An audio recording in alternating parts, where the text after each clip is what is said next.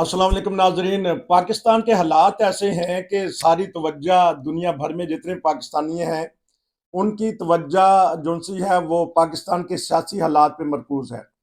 तो लेकिन आज हमने सोचा कि जर्मनी के रहने वालों के लिए भी तो कोई प्रोग्राम हो, तो इरफान खान साहब से पता करेंगे जर्मनी और आलमी हालात पे क्या आजकल खबरें हैं, उसके ऊपर तबसरा कीजिए जी। अस्सलाम वालेकुम।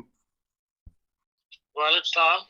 सर, जर्मनी के बारे में कोई खबर बताइएगा। हमारे जर्मनी में बहुत सारे नाजरीन हैं और ये पता करना चाहते हैं कि कैसे सियासी हालात जा रहे हैं इधर। सियासी हालात तो यहाँ के पाकिस्तान से की तरह कोई अनसर्टन नहीं होते। यहाँ के सियासी हालात तो एक स्मूथ है, कोई ऐसी हलचल नहीं है। आम पब्लिक को तो ऐसे सियासी हालात में जो पाकिस्तानी कम्युनिटी है या उनको तो ऐसा इंटरेस्ट भी नहीं होता। अलबत्ता एक दो खबरें ऐसी हैं जर्मनी की जो आम पब्लिक को भी उनको इंटरेस्ट हो। एक तो ये है कि भाई एक अरसे से ये डिस्कशन जर्मनी में चल रही थी कि जो असाइलम सीकर्स हैं उनको जो रकम दी जाती है वो कैश ना दी जाए, बल्कि उसके लिए कार्ड सिस्टम जो है वो राइज किया जाए। तो वो ये था कि भाई 2024 से ये शुरू कर दिया जाएगा। तो इस सिलसिले में जो टूरिंगन सूबा है जर्मनी का, ईस्ट जर्मनी का, वहां का एक शहर है ग्रीस, उन्होंने ये सिस्टम शुरू किया है। छोटी आबादी का शहर है, 22,000 आबादी का गांव है वो, और वहां पे 730 जो है वो असाइलम सीकर है। अच्छा। और उन्होंने जनवरी से उनमें से 730 में से 200 लोगों को वो कार्ड इशू किए थे। अच्छा। जिसके अंदर कैश मनी मतलब उसमें थी, और उससे वो शॉपिंग वगैरह जो कर सकते हैं। उसमें उन्होंने 496 यूरो जो थे में एक असाइलम सीकर को मिलते हैं, तो उसमें से 100 यूरो उन्होंने कैश मनी दी है असाइलम सीकर के हाथ पे। अच्छा। और 396 जो है समझ लें कि उन्होंने का कार्ड दिया था कि भाई आप शॉपिंग वगैरह कर लें, और उस कार्ड के अंदर पोस्ट कोड जो है वो दिया हुआ है उस गांव का। अच्छा। या उस एरिया का, लैंडक्राइज का। अच्छा। तो वो उसी लैंडक्राइज के अंदर वैलिड है, वहां से आप किसी भी दुकान पे वो शॉपिंग वगैरह कर सकते हैं। अच्छा। ये बेसिकली एएफडी जो है मुखालिफ पार्टी है उनका सूबा है। वहां पे जो शहरी इंतजामिया है उसमें जो 2021 का इलेक्शन हुआ था उसमें 29% वोट जो है वो एएफडी को मिले थे, और 22% जो है वो एसपीडी को मिले थे। तो वहां का मेयर भी जो है वो एएफडी का मेंबर है। तो इस लिहाज से ये पहली स्कीम जो है वो चली है। इसका एक नेगेटिव इफेक्ट ये पड़ा है कि भाई उनके लिए तो पॉजिटिव है। वो कहते हैं कि भाई एक फैमिली थी, 3 फैमिलीज थी, खानदान एक ही खानदान की 3 फैमिली थी जिनके 15 आदमी थे। उन्होंने मुल्क छोड़ने का फैसला किया बजाय कार्ड सिस्टम से पैसे लेने के। तो यूगोस्लाविया के जो ममालिक छूटे हैं इनसे उनका ताल्लुक था, तो वो मुल्क छोड़ के जर्मनी से अपना असाइलम वापस करके तो वापस अपने मुल्क चले गए हैं। तो वो उनका होप है कि भाई इस तरह हमारी ये स्कीम जो है वो कामयाब होगी, और भी लोग जो हैं वो मुल्क छोड़ के जो है अपने असाइलम वापस करके चले जाएंगे। और इसी तरह जो स्कीम है उनकी कि भाई ये लोग पैसे वापस नहीं भेज सकते, उससे बहुत बड़ा इफेक्ट पड़ेगा कि वो कार्ड के अंदर जो पैसे हैं वो ज़ाहिर बाहर तो नहीं भेजे जा सकते, वो सिर्फ शॉपिंग की जा सकती है। ये उनको एक होप है। लेकिन ये स्कीम जिस तरह कामयाबी से चली है, जिसको वो कामयाबी कह रहे हैं, उन्होंने से अभी 200 को दिया, उन्होंने कहा कि मार्च तक वो 730 जो असाइलम सीकर है सबको कार्ड हम इशू कर देंगे। अच्छा।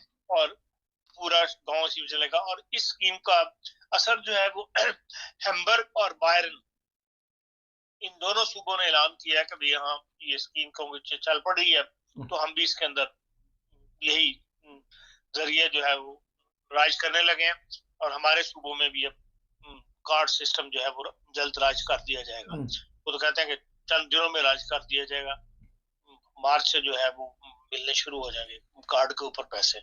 ये एक तो ये खबर है। अच्छा, इससे खान साहब वो मुल्कों का पता नहीं चल सका, तो बताइएगा कौन से ममालिक के वो लोग हैं? यूगोस्लाविया से जो मुल्क आजाद हुए हैं जिसमें। ठीक है, तो इसी में अभी ये मजमून जारी है कि इसका सवाल एक कर लूं? हाँ, कर ले।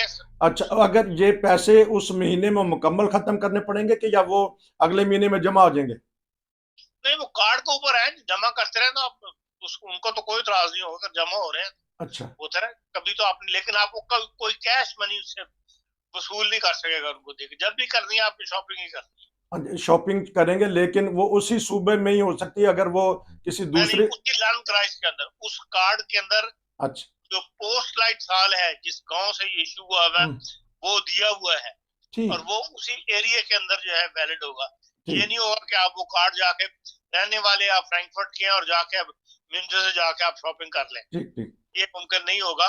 उसी लर्न क्राइस के ही एरिया में जो गांव है उन्हीं में वो वैलिड होगा। हाँ, नाज़रीन को ये बता दें कि यहाँ जिला कहलाता है, तो जिले में छोटे छोटे गांव हैं, तो ये भी पाबंदी लगा दी है। एक तो सिर्फ कार्ड के जरिए पैसे मिलेंगे, एक उस जिले में जितने शॉपिंग सेंटर है उसमें ही हो सकते हैं, सूबा नहीं बल्कि एक जिला और जिले का एक शहर, उसी में से वो शॉपिंग कर सकते हैं। ये एक खबर दी जा रही है नाजरीन आपको। अगर इस सिलसिले में कोई सवाल हुआ तो फिर बाद में नाजरीन पूछ लेंगे, लेकिन साथ ही अभी तक तो ये खबरें हैं कि वो पैसे जमा होते रहेंगे, लेकिन 100 यूरो आपने कहा तो वो कैश मनी है, तो इसमें तो ये भी तो है, उन्होंने ये स्कीम इसलिए भी निकालते हैं कि वहाँ के मुकामी जो दुकानदार हैं उनको भी तो फायदा होगा कि वहां से शॉपिंग होगी। तो पहले भी वहीं से शॉपिंग करते हैं, उन्होंने सिर्फ ये था कि जो 496 मिलते थे उसमें से हर बंदा अपने घर को सपोर्ट कर रहा था, ठीक ठीक जो फैमिली रह गई थी जी जी उनका वो पैसे भेजता था बेसिकली, तो उसके ऊपर स्टॉप लगाने के लिए उन्होंने ये किया है। लेकिन ये मैं समझती हूँ जर्मनों की वो खुशफहमी है, जो पैसा बाहर भेजा जाता है वो 496 में से नहीं भेजा जाता, तो लोग लीगल काम ढूंढ लेते हैं, ठीक ठीक, और उससे वो जो उनको रकम मिलती है कमाते हैं वो रकम वो बार बार भेजते हैं। ठीक हो तो पर पाबंदी तो कोई लगा सकता ना, वो जो इलीगल काम जहां से भी जिसको मिल जाए, और वो मिल जाता है जर्मनी के अंदर इलीगल काम जो 15 16 घंटे 17 घंटा ऑफिशियल है, उसको 10 घंटे वाले को मिल जाए तो बाहर को जर्मन भी दे देते हैं काम, हाँ जी कर लो हमारे पास काम 10 घंटे के ऊपर, तो वो इलीगल काम का तो दरवाजा बंद नहीं होता, और वही रकम जो इलीगल काम से उनको मिलती है वही भेजी जाती है। अच्छा, इसमें ये बताया कि इन्होंने जो पहले एक स्कीम निकाली थी कि हम कच्चा राशन देंगे, चंद साल चली, फिर उन्होंने कहा कि नहीं इस तरह तो नुकसान भी हुआ, ज़ाया भी हुआ, तो ये स्कीम जिस तरह आपने कहा कि साथ वाले इलाके भी सोच रहे हैं, तो क्या आप क्या तज्जिया पेश करते हैं? 50 साल से हैं, ये चल सकती है आगे?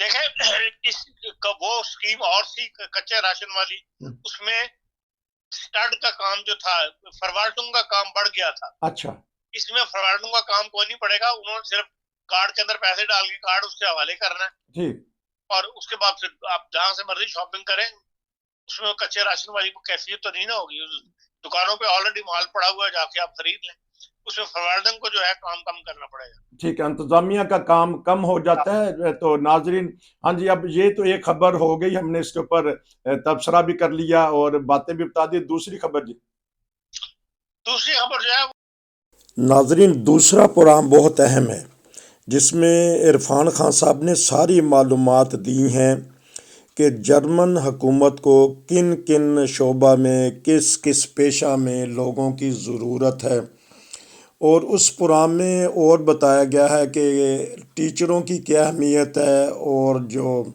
हॉस्पिटल में काम करने वाले हैं या दीगर काम करने वाले हैं, इनकी सारी मालूमात जो हैं दूसरे हिस्से में बयान की गई हैं। दूसरे हिस्से को लाजमी देखें, और नेट पर ये सारी मालूमात मौजूद हैं। उनसे ये पूछा गया है, हमने एक एक चीज़ उनसे पूछी है, उन्होंने दूसरे प्रोग्राम में बताया है कि यहाँ कितने लोगों की ज़रूरत है, हर महीने कितने की ज़रूरत है, किस किस शोबे में ज़रूरत है, अच्छी तरह उनसे मालूमात ली गई हैं। इसलिए बराए मेहरबानी दूसरा प्रोग्राम लाजमी सुनिएगा, और इसमें उन्होंने बताया है कि पाकिस्तानी हुकूमत और जर्मनी की हुकूमत में आपस में कुछ बातचीत इनकी चली है कि पाकिस्तान से भी कुछ जो मंगवाए जाएं काम करने वाले, तो इसलिए सारी मालूमात हमारे पे फ़र्ज़ बनता है कि आप तक पहुंचाएं।